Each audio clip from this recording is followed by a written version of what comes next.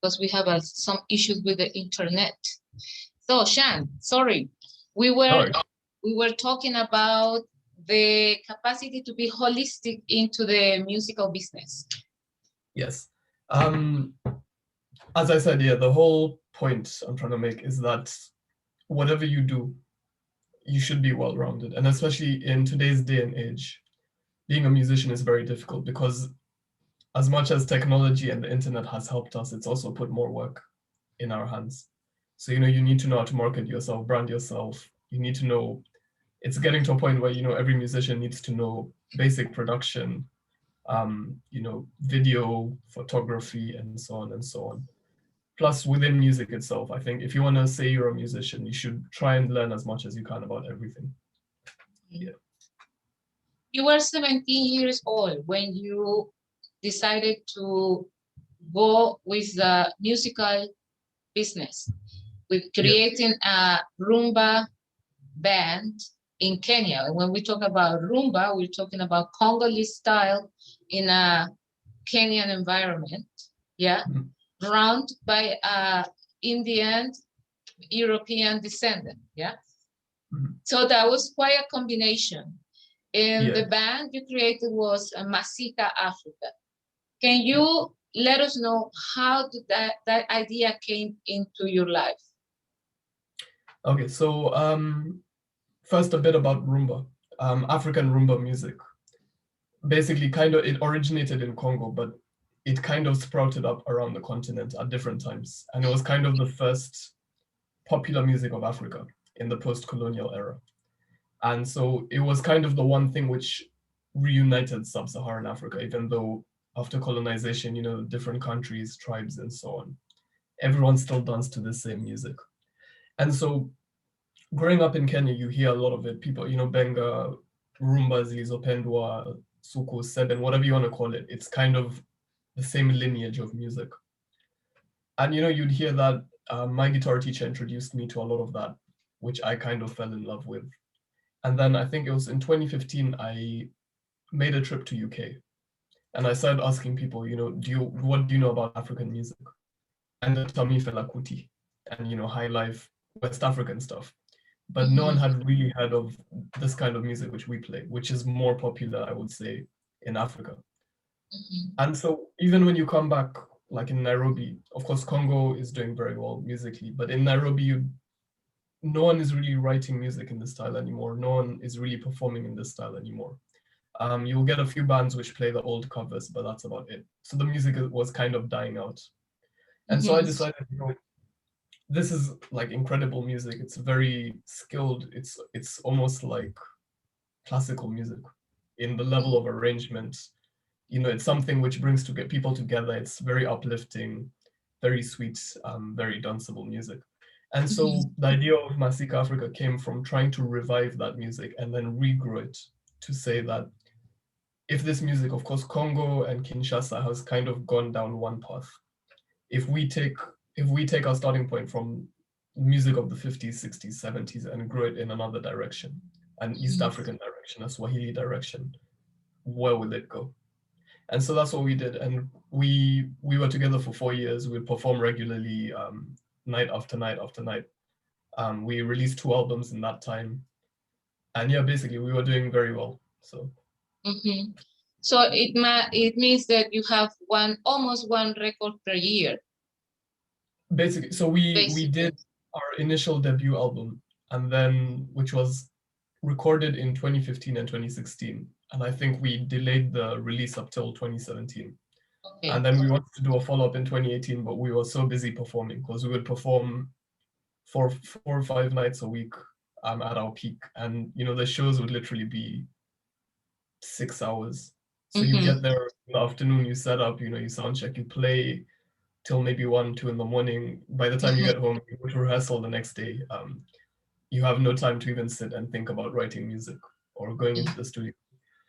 In 2019, which was the year when I moved to the UK, I made a trip to Cuba. And I kind of decided in my mind that, I'm going to move to London now, which I wanted to do anyway before Masika. And so I pushed the guys. I'm like, okay, we have this money and we have 3 months. We're going to write an album. We're going to rehearse the album, do a live recording of the album, and put it out. And then, that's kind of like our legacy, that at this point, we've gone up to this far, we had this style of music. And it was kind of like, yeah, let it be there. And, you never know what happens in the future. Maybe we'll play again, maybe we won't. But the album stands as almost like a testament to our legacy. So yeah, so you now are a soloist. You're a solo singer and guitarist. And you're working in your new production. Yeah. Please share with us some information about that.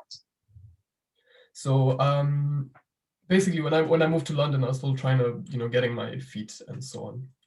And then, of course, the pandemic happened, the lockdown happened, and so we were stuck at home. And I used that time to basically learn music production, and brush up my skills.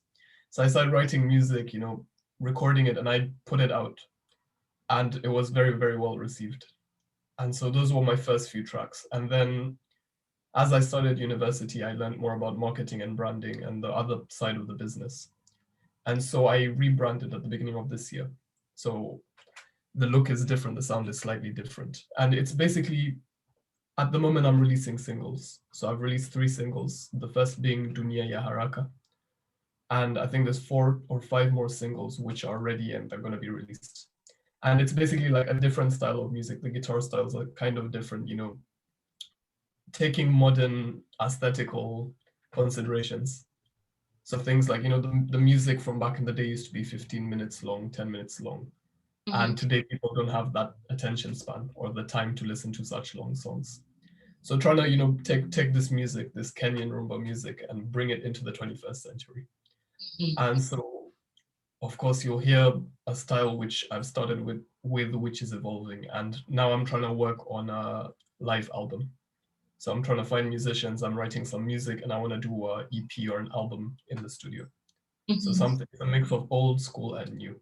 So yeah, I think it's the moment for you probably to let us know and hear a bit of your music. Yeah, so with my music, you can find everything is on my social medias. At Shama the musician. So Shama the musician.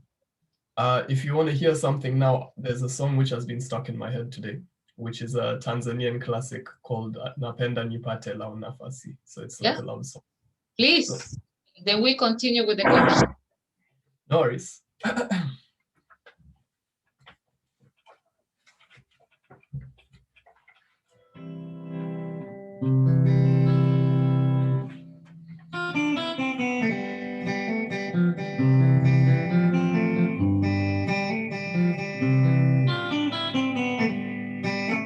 Napenda nipate lau nafasi, nipate kusema nawe kidogo wa mama, roho ninaumia.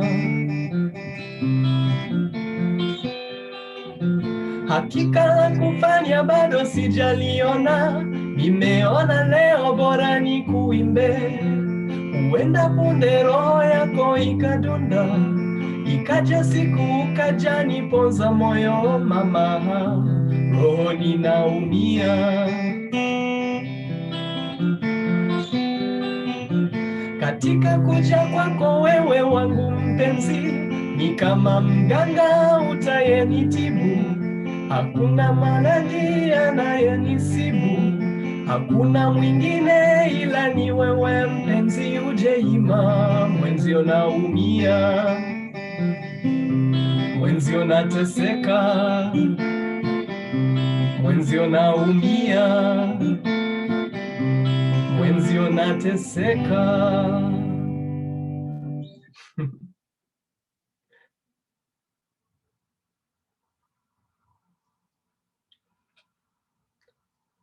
Your audio has disappeared.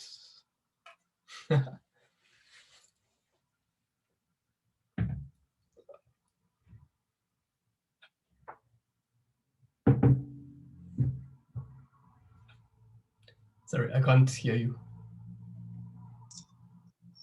Shan, probably you can share with us another piece that is slightly faster so the public can see the difference between that style of rumba and other one.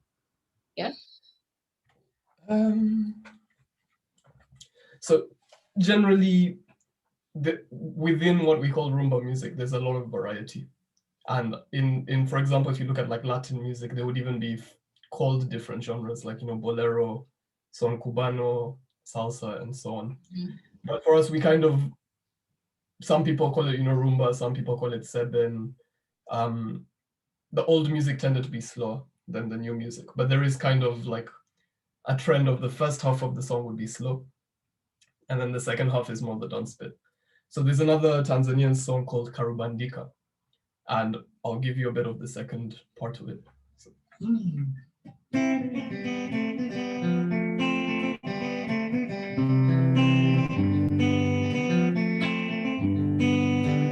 Usinione bwege bahaba, usinione bwege bahaba,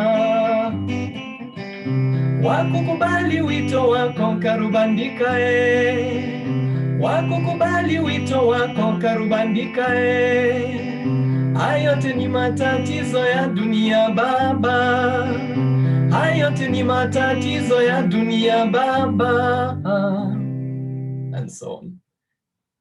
And of course, this is music which is played by a band, so you really need, normally we have 3 or even 4 guitarists, you have your drummer, percussionist, you have 4 singers. So if you want to hear the music in its full effect, you need to have the people around you. It's a music, I think African music and Latin music is more about community rather than being a solo artist. We're all like pieces of a puzzle, and we come together to create this music.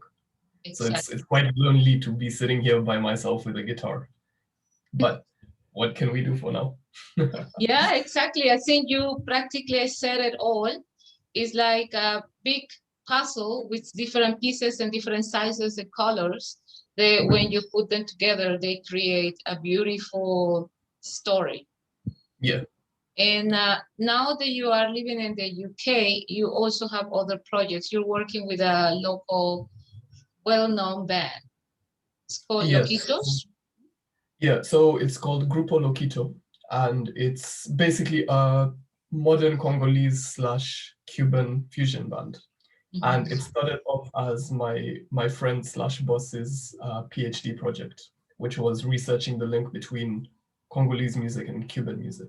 Congolese music of the 3rd and 4th generations, so the more modern stuff. And yeah, so she made a comment casually a few years back that, if you're ever in London, come play rhythm guitar for us. And I kind of, that gave me a foot in the door of the UK music industry. So I kind of took that, and from that I've met so many fantastic musicians. I've built up my network and community between the African and Latin music scenes in London. And so including that, I do a lot of like mobile recording and collaborations and arrangement for other people. So there's a Kenyan artist called Yaba. I arranged half of his EP and performed on it as a guitarist. And I think he released that very recently.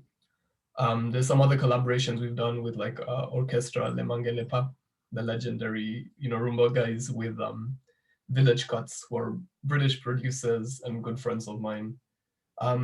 So yeah, there's a lot of things happening here. We do we were doing regular multicultural African jam sessions at a club in East, which was very interesting. That you'll end up with maybe like a Peruvian flautist, with like a Congolese drummer, with me on guitar, with like Moroccan singer, and so it's very interesting what you get when you bring people from different cultures together, and you learn a lot from people. So London is exciting in the sense that there's so many different things you can do, and even though we're different, it's very multicultural, and there's a community around it.